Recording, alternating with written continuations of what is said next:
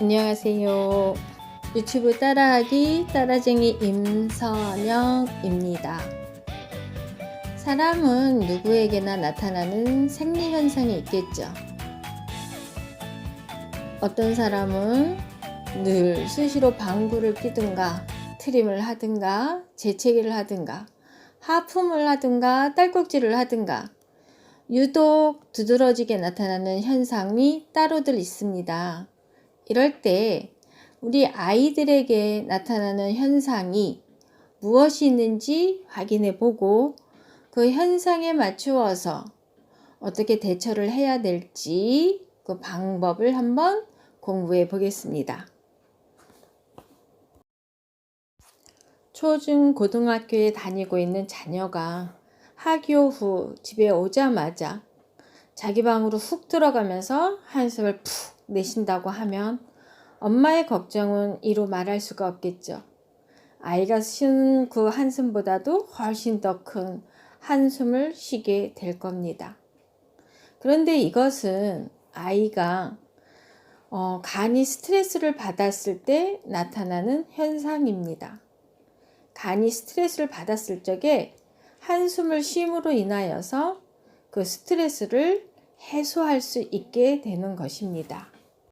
아이는 간이 받은 스트레스를 해소하느라 한숨을 쉰 것이지만 이것을 본 엄마는 자녀의 학교 생활이 또는 학업이 뭔가 잘못되었나 하면서 걱정을 태산처럼 하게 되지요.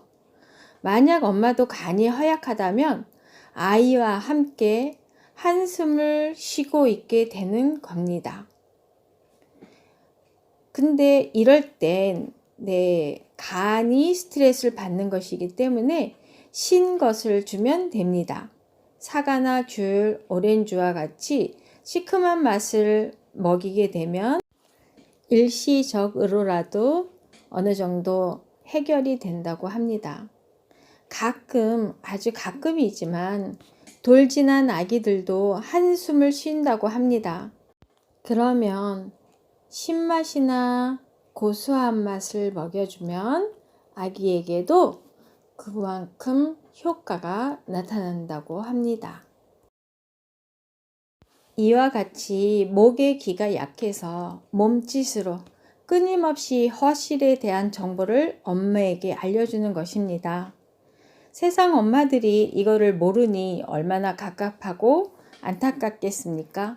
이제부터는 꼭 공부해서 자녀의 스트레스를 푸는데 도움이 되도록 노력했으면 좋겠습니다. 이번엔 아이가 딸꾹질을 자주 심하게 하는 경우입니다. 딸꾹질은 심장, 소장이 약할 때 나타나는 현상입니다. 이것은 심장이 세게 박동을 해서 나타나는 현상으로 이때는 쓴맛을 주게 되면 딸꾹질이 멈추게 될 것입니다. 때론 어린아이여도 커피를 탄 물을 조금 주십시오.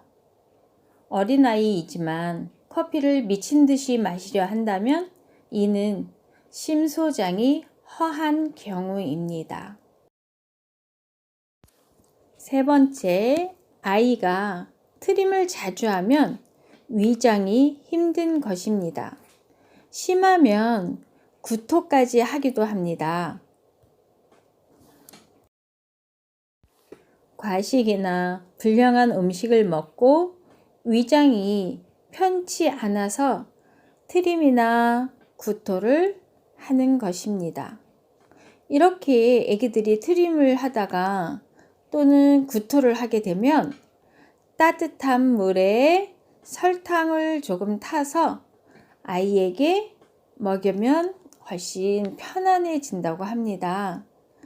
설탕물이 아이에겐 위장약과 같아서 소화를 잘 시키고 똥도 예쁘게 잘 싸게 되는 것입니다. 결국 소화제 처방만이 능사가 아닌 것입니다. 비위장이 허할 땐 단맛을 줍니다. 이 정도는 꼭 알아두면 자녀의 생리 현상에서 건강을 확인할 수 있습니다. 이번 생리 현상은 재채기와 콧물입니다. 감기가 아님에도 불구하고 이와 같은 증상이면 이럴 땐 폐가 허한 것입니다. 찬 공기가 폐로 들어간 것이니 외출을 삼가하고 방에서도 마스크를 착용하도록 하는 것이 좋습니다. 우리가 콧물이 나오고 코가 헐었을 땐 코 속에서 뜨거운 바람이 밖으로 나가는 것 같은 느낌이 들 때가 있었을 것입니다. 그래서 집 안에서도 마스크를 하고 있는 게 좋고요.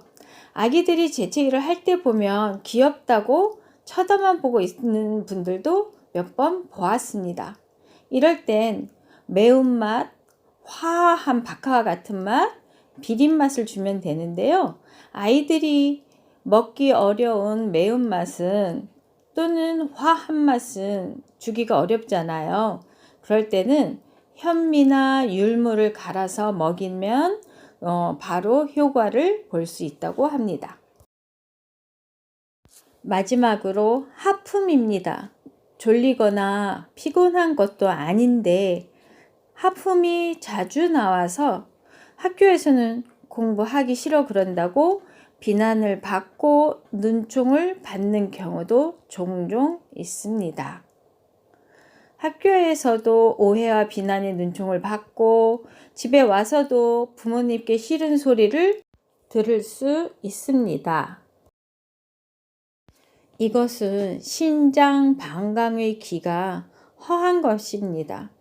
신방광에는 짠맛을 먹어야 합니다. 자녀가 귀가하면 주겸, 토파염, 암염, 이것도 없으면 천일염을 가지고 한두 알 입에다 넣어 침으로 녹여 먹이면 잦은 하품이 훨씬 줄어든다고 합니다. 자기 표현이 미숙한 아이에게 나타나는 신체 생리 현상은 그대로 그 이유가 있습니다. 무심히 넘기지 말고 반복적이고 지속적이고 계속 관찰을 해서 적절하게 대처한다면 좋은 부모는 아니어도 나쁘지 않은 부모는 될 수 있습니다. 지금까지 아이들에게 나타나는 생리 현상이 우리의 장기와 관련이 있는 것을 공부했습니다. 지금 제 영상을 보면서 눈치챘을지 모르겠으나 영상에 각 증상을 나타낼 때마다 바탕색이 다르게 표현된 것을 아셨을 것입니다. 이는 오장은 5가지 색으로 표현됩니다. 지금 다시 한번 돌려보면서 어떤 장기가 어떤 색깔을 가지고 있는지 확인을 해 보십시오. 이는 음양오행을 공부할 때 많은 도움이 될 것입니다. 지금까지 유튜브 따라하기 따라쟁이 임선영이었습니다. 구독, 좋아요, 공유 부탁합니다. 감사합니다.